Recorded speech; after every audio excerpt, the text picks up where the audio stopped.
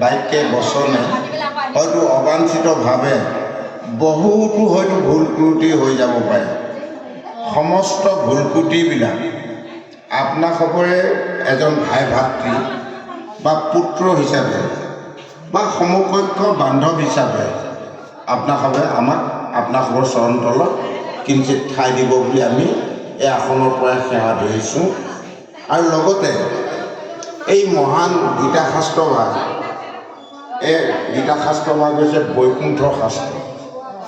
বৈকুণ্ঠৰ পৰা পোনপটীয়া হিচাপে অহা শাস্ত্ৰ, যে এই বৈকুণ্ঠৰ পৰা কেনেকৈ আহিলে, কাৰ কাৰ জৰিয়তে আহিলে পৃথিৱীলৈ, আৰু কোনে পালে, আৰু কাৰ জৰিয়তে আজি আমি এই গীতা শাস্ত্ৰভাগ পাইছোঁ, ইয়াৰ ওপৰত আমি অকণমান আপোনাসবৰ আগত পুংখানুপুংখভাৱে প্ৰকাশ কৰি যাব ওলাইছোঁ। যে শুনা সভাসদৰ লোকক ভাগৱতৰ পূৰ্ব কথা, যিমতে ভৈলন্ত ব্যক্ত পৃথিৱীত এঠা।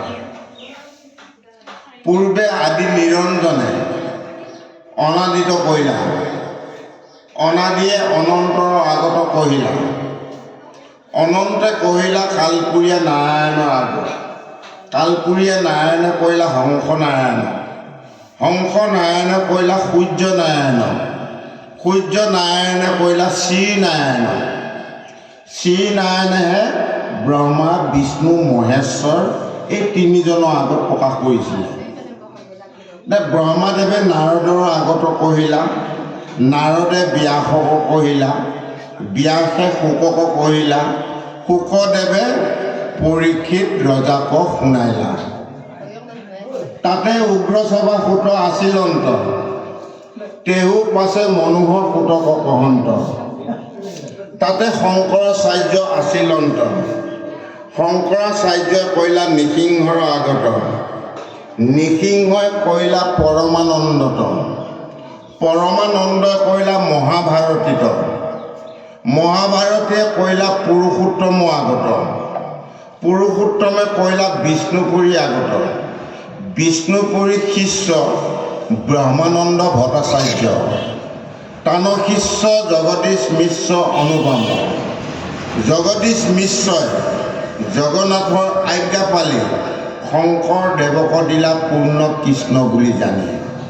যে বৈকুণ্ঠ কল্পতৰু ভাগৱত শাস্ত্ৰ, ইহাৰ উত্তম ফল হৰিনাম মাত্ৰ। যে এতিয়া গুৰুজনাই এই তিনিভাগ শাস্ত্ৰ, ভাগৱত শাস্ত্ৰ আৰু গীতা শাস্ত্ৰ আৰু বিষ্ণু সহস্ৰনাম বৃত্তান্ত, এই বৈকুণ্ঠৰ পৰা অহা এই তিনিভাগ শাস্ত্ৰ, এই তিনিভাগ শাস্ত্ৰ জগদীশ মিশ্ৰই মাথাত লৈ 6 মাহ বাৰাণসীৰ পৰা খোজকাঢ়ি আহি শংকৰ গুৰুজনাৰ হাতত পোনপটীয়া হিচাপে তুলি দিছিলে। আৰু তেতিয়া শংকৰ গুৰুজনাই ইমান সুন্দৰকৈ পদ ৰচনা কৰিছে যে অসমীয়াতে, যি সংস্কৃত দেৱভাষাৰ পৰা আনি ব্ৰজাৱলীলৈ অনুবাদ কৰিলে, ব্ৰজাৱলীৰ পৰা আকৌ অসমীয়া ভাষালৈ ৰূপান্তৰ কৰিলে, আৰু অসমীয়ালৈ যেতিয়া অনুবাদ কৰিলে, অসমীয়াত তেতিয়া গুৰুজনাই সুন্দৰভাৱে এনে পদ প্ৰকাশ কৰি গৈছে যে শুনি উক সৰ্বজন, কৃষ্ণত অৰ্পিও মন, মহাভাগৱত কথা সাৰ, ইহে পুৰাণৰ ৰহস্য, ভকতিৰ প্ৰকাশ, সমস্ত বেদৰ সাৰ উদ্ধাৰ। শুনা আৰু তত্ত্ববেদ, কল্পতৰু ভৈল বেদ, তাৰ ফল মহাভাগৱত, নাই আৰু সিঠাচাল, নাছিল এক এটকাল, স্বৰ্গ মধ্য পাতাল মধ্যত। সাদত অমৃতময় কেৱলে আনন্দ ৰস, পূৰ্বত আছিল বৈকুণ্ঠত, কৃষ্ণৰ কৃপাত পাছে অৰ্ধেক বয়স গৈলা, পাইলা ব্ৰহ্মা পদ্ম কল্পত। ব্ৰহ্মাই দিলা নাৰদক ইটো ফলৰ ৰহস্যক, নাৰদে আনি ব্যাসক দিলা, নগৈল তিলেক ভাগি, ইডালে কিডালে লাগি, শোক মুখে ভূমিত পৰিলা। কৰা প্ৰাণ ফল ইটো, যাৰ আছে ভাগ্য যিটো, ৰস বিভাৱনত চতুৰ, সাধু সংগ যত্ন কৰি কৃষ্ণ কথা কৰ্ণ ভৰি সমস্ত আপদ কৰা দূৰ সমস্ত আপদ কৰা দূৰ। এতিয়া আমি সমস্ত আপদ বিপদবিলাক দূৰ কৰিবলগীয়া হ'লে আমি সকলোৱে একত্ৰিত হৈ সাধু সংগ কৰিবই লাগিব। কাৰণ সাধু সংগৰ মাজতহে আমি আমাৰ মনৰ যিবিলাক ক্লেশ বেয়া ভাৱনা ইন্দ্ৰিয় যিবিলাক বেয়া বৃত্তি বা চৰিত্ৰ এইবিলাক সাধু সংগৰ মাজতহে আমাৰ সংশোধন হয়। সাধু সংগ যেতিয়ালৈ আমি নকৰিম ঘৰতে থাকি বিভিন্ন শাস্ত্ৰ চাই হয়তো পণ্ডিতালি কৰিব পাৰোঁ, কিন্তু সাধু সংগ নকৰিলে মনৰ মলিনতাবিলাক কেতিয়াও দূৰ নহ'ব। তেওঁ বহুত জানে, বহুত জানিব পাৰে, কিন্তু সাধু সংগ নকৰালৈ তেওঁ কেতিয়াও মনৰ মলিনতা দূৰ কৰিব নোৱাৰে। সেই গতিকে গুৰুজনাই সুন্দৰকৈ কৈছে, যদি শ্ৰৱণ কীৰ্তনক মুখ্য প্ৰাধান্য হিচাপে দিলে নৱবিধা ভকতিৰ ভিতৰত, কিন্তু হয় শ্ৰৱণত গতি পায়, কীৰ্তনতো গতি পায়, কিন্তু আমি শ্ৰৱণ কীৰ্তন কৰি আছোঁ কি যে সাধু সংগ অনুসৰণ কৰিবই লাগিব।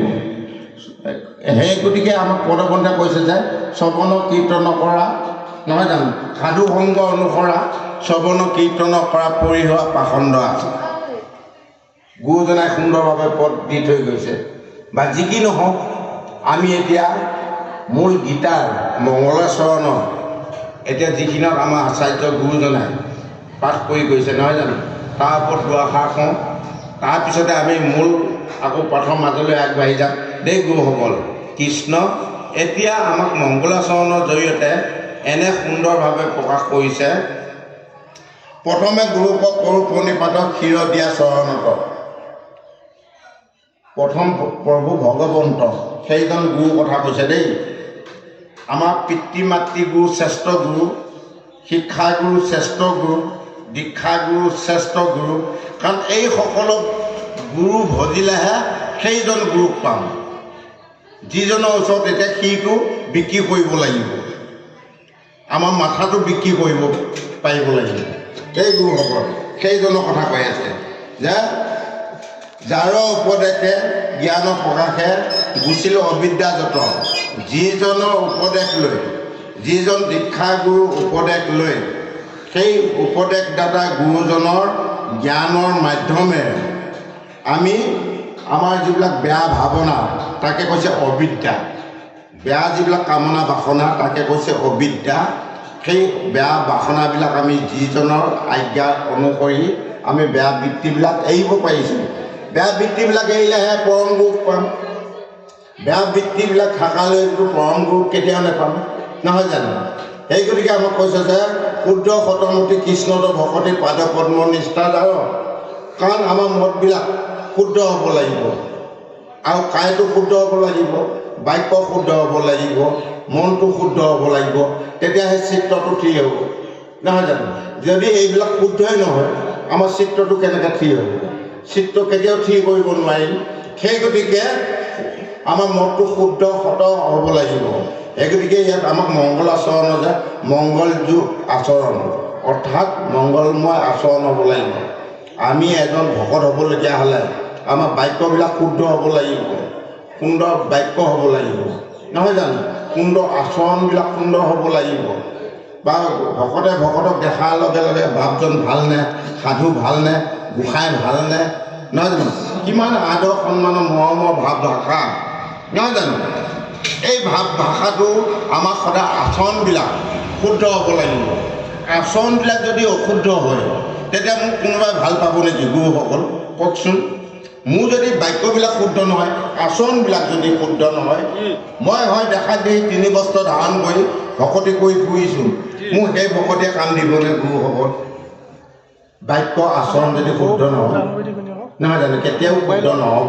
বা যি কি নহওক, এতিয়া ধৰি স্বপ্নৰূপ মহাভাগৱতৰ লোকক কৰা নিষ্ঠাৰ যিজন প্ৰভু ভগৱন্তই বিভিন্ন সময়ত বিভিন্ন অৱতাৰ ধাৰণ কৰি ভকতৰ কল্যাণৰ কাৰণে, জগতৰ কল্যাণৰ কাৰণে তেওঁ লীলা কৰিবলগীয়া হৈছে। যিজন লীলাকাৰী প্ৰভু ভগৱন্ত, সেইজনৰ ওচৰত আমি মাথাটো বিক্ৰী কৰিব লাগিব।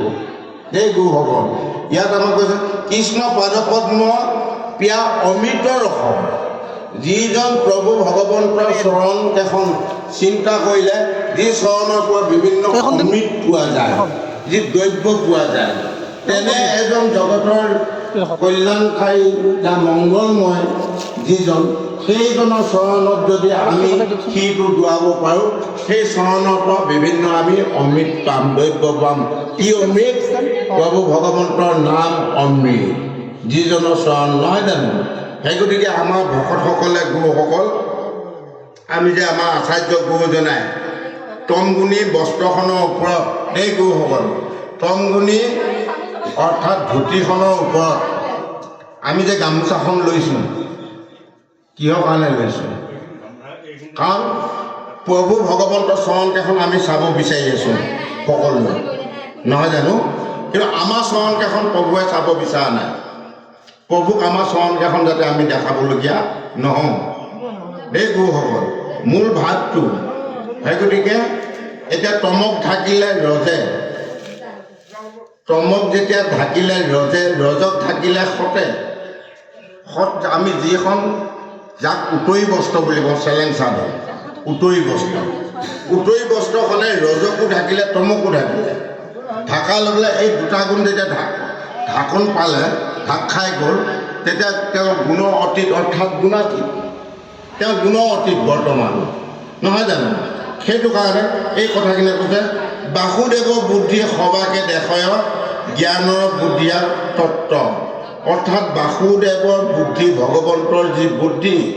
সেই গতিকে আমাক দ্বাদশ স্কন্ধত গুৰুসকল একেবাৰে যে আমাক কৈছে যে দ্বাদশত মুণ্ডত, মুণ্ডত মানে ঘিউ, নহয় জানো? ভাগৱতৰ দ্বাদশ স্কন্ধ, একে দ্বাদশটোৱে আমাৰ হ'ল মাথাটো, দেই গুৰুসকল। এই মাথাটো কি বুলি কৈছে? গুণ বুলি কৈছে ভাগৱতে, গুণ। ধৰি লওক প্ৰথম স্কন্ধৰ পৰা জ্ঞান বিজ্ঞান তদং ৰহস্য মায়া ঈশ্বৰ জীৱ তৰণ জাতি দ্ৰব্য ক্ৰিয়া গুণ। 12 নম্বৰটো হ'ল গুণ। আমাৰ ভকতৰ কি হ'ব লাগিব? যে ভগৱন্তৰ যেনে গুণ ভকতো তেনে গুণ হ'ব লাগিব। দ্বাদশ স্কন্ধৰ মহিমা যে ভগৱন্তৰ যি গুণ ভকতো তেনে গুণ হ'ব লাগিব। আৰু ভগৱন্তই প্ৰতিটোক উদ্ধাৰ কৰে, আৰু ভকতেও প্ৰতিটোক উদ্ধাৰ কৰিব পাৰিব লাগিব, নহয় জানো? বিপদত পৰাজনক ভকতেহে উদ্ধাৰ কৰিব, বাকী কোনোবাই উদ্ধাৰ কৰিব পাৰিব নেকি? গোসাঁয়ে যেনিবা কিবা এটা মত দিলে, বামুণে মত দিলে যে অমুকটো কৰিলে তেওঁ প্ৰতিটোৰ পৰা বাচি যাব পাৰিব, যদি ভকতে নেমানে, ভকতে যদি নেমানে গোসাঁই বামুণে পাৰিব নেকি? কেতিয়াও নোৱাৰে। এতিয়া ভকতক শ্ৰেষ্ঠ কৰি দিলে, ভকতক শ্ৰেষ্ঠ কৰি দিলে দেই প্ৰভুসকল। সেইগতিকে আমাক সুন্দৰভাৱে কৈছে যে কায় বাক্য মনে গুৰুৰ চৰণে, কায় বাক্য আৰু মন, তিনিটা বস্তু গুৰু চৰণত লগাব দিছে। এই গুৰু হ'ব, কায়টো লগাব দিছে, বাক্যবিলাক লগাব দিছে, আৰু মনটো তাতে অৰ্পণ কৰিব দিছে। তাৰপিছত এই তিনিটা বস্তু যেতিয়া এক হ'ব দেহটোৰ ভিতৰত, এই তিনিটা বস্তুক এক কৰি দিয়াৰ পিছত 4 নম্বৰ বস্তুটো চিত্ৰটো কি হ'ব? চিত্ৰটো যেতিয়া কি হ'ব, তেওঁ 24 দেহটো ভগৱন্তৰ ওচৰত মহাদান কৰা হ'ব। ভগৱন্তৰ ওচৰত দান নহয়, মহাদান। তেওঁ সম্পূৰ্ণ দেহটো ভগৱন্তৰ ওচৰত। এতিয়া কৈছে যে আমাক কৈছে যে চুম্বক মণিৰ সমীপক পায়া, চুম্বক মণিৰ সমীপক লোহাৰ জনমতে ঘূৰে, লোহা এটুকুৰা চুম্বকৰ ওচৰত লগাই দিয়াৰ লগে লগে সেই লোহা টুকুৰা ঘূৰি থাকে, নহয় জানো? কিহৰ কাৰণে ঘূৰি থাকে? চুম্বক টুকুৰাক লগ পাবৰ কাৰণে লোহাডাল ঘূৰি থাকে। কিবা কাৰণত যদি লোহা টুকুৰা চুম্বক মানে টুকুৰা লগ পায়, চুম্বক টুকুৰা লগ পোৱাৰ লগে লগে লোহা টুকুৰা নুঘূৰে।